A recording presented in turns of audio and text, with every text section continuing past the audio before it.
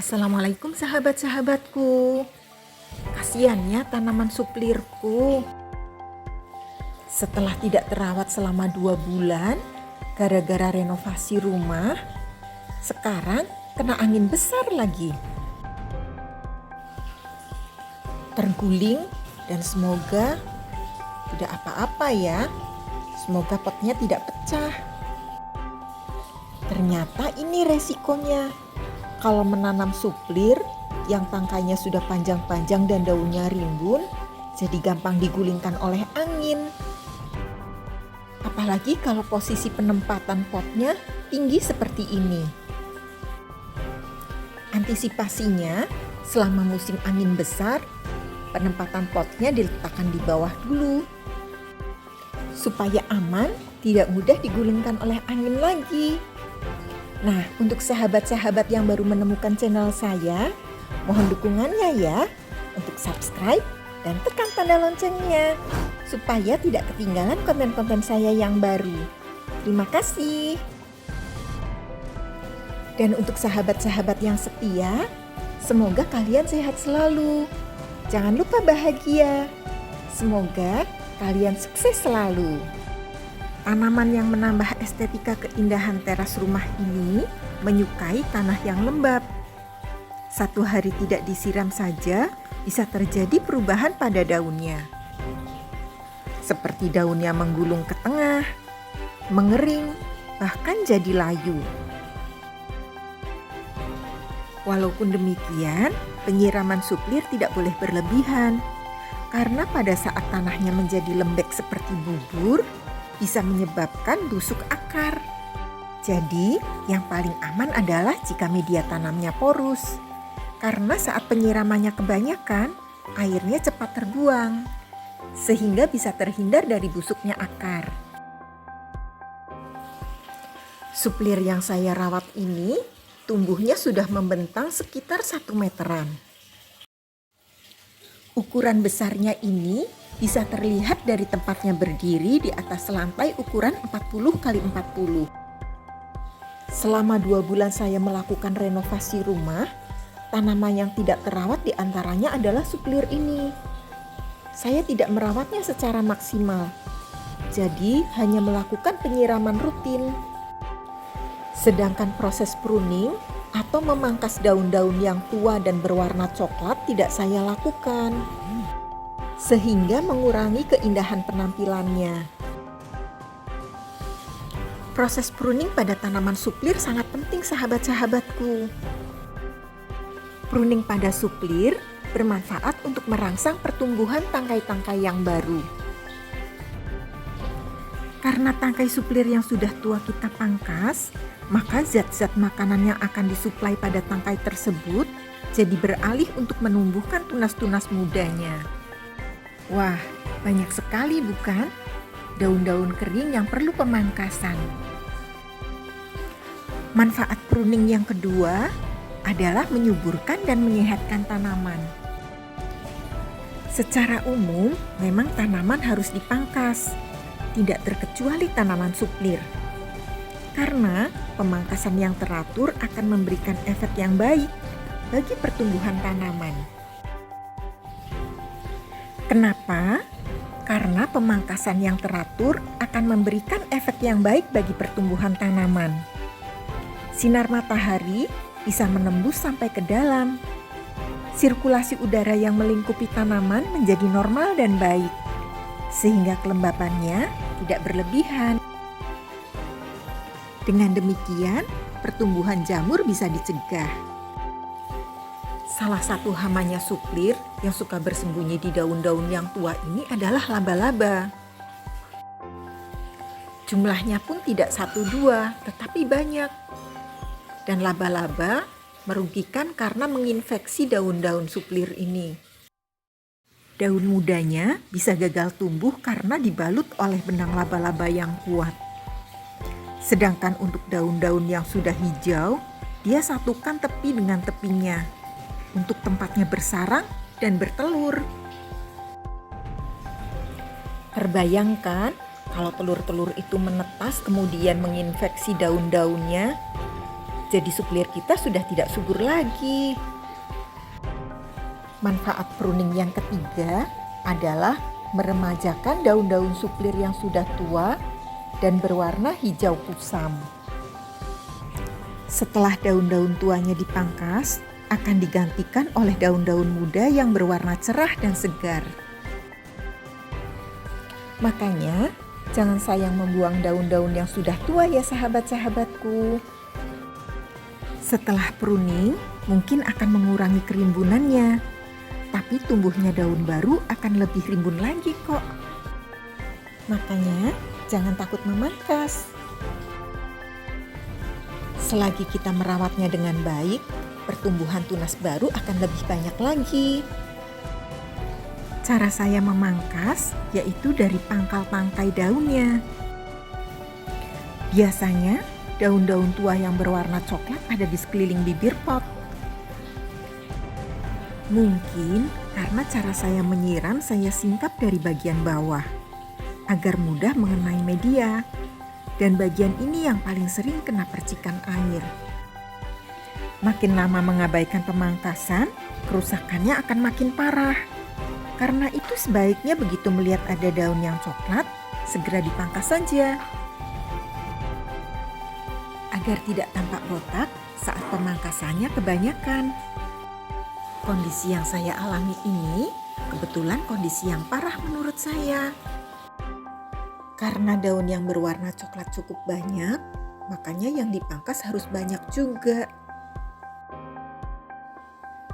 Supaya semua yang berwarna coklat pergi dan terhindar dari hama. Untuk suplir jenis ini, daun-daun mudanya pun berwarna coklat. Tapi coklatnya coklat segar.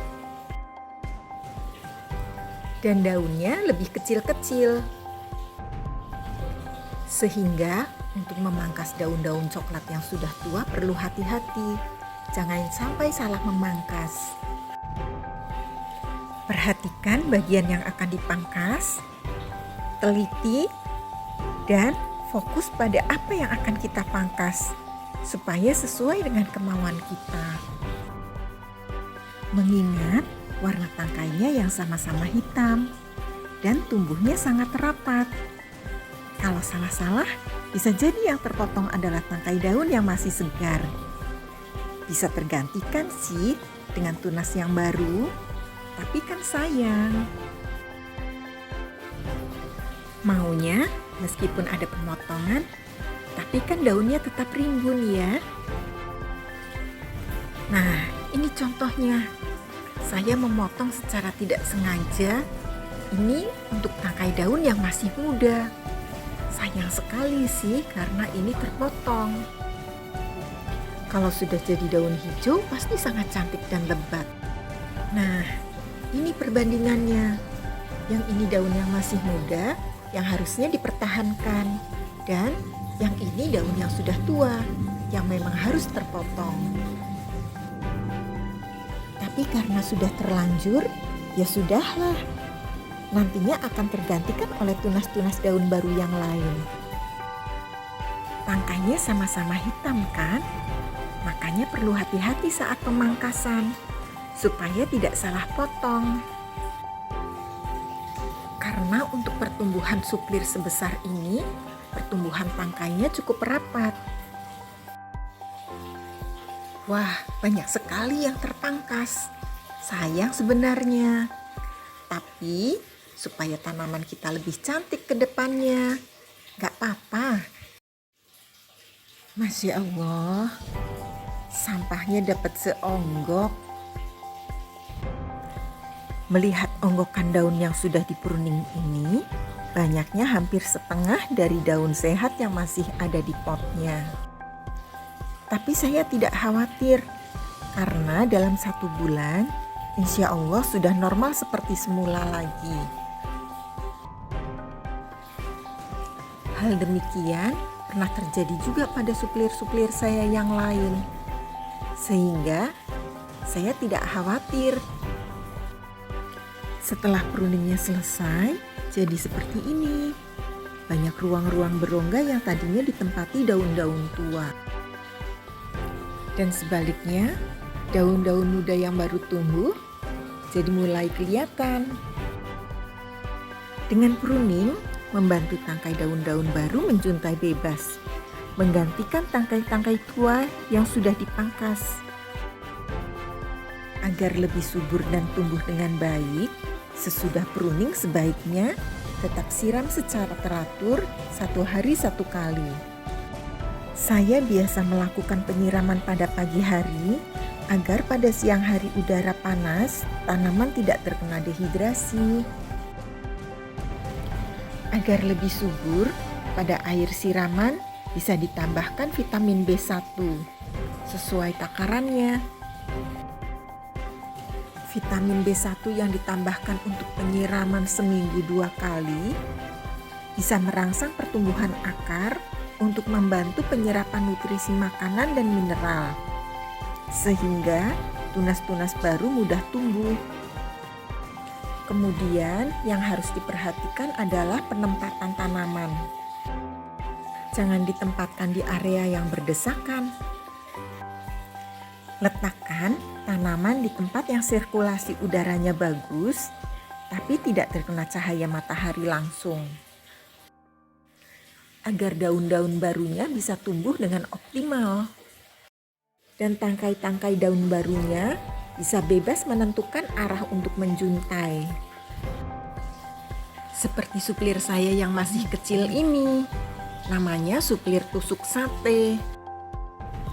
Pemangkasan daun tuanya masih mudah karena belum berdesakan tangkai-tangkainya.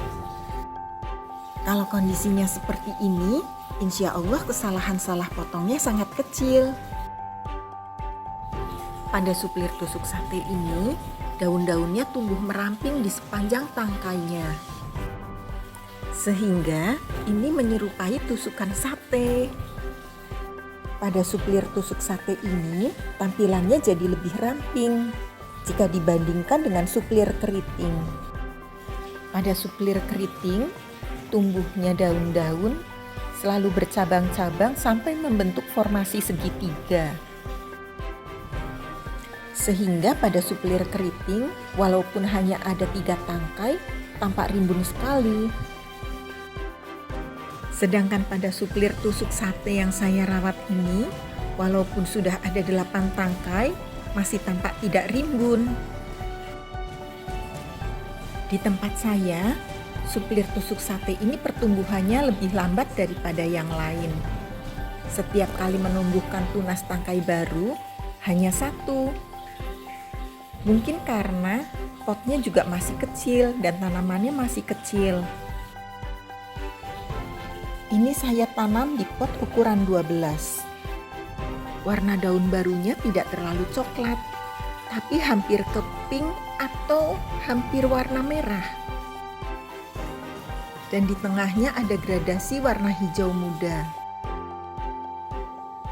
Nah, ini tunas barunya. Selama ini selalu tumbuh hanya 1 persatu. Begitu yang muncul ini sudah menjadi dewasa, baru tergantikan oleh tunas baru lagi.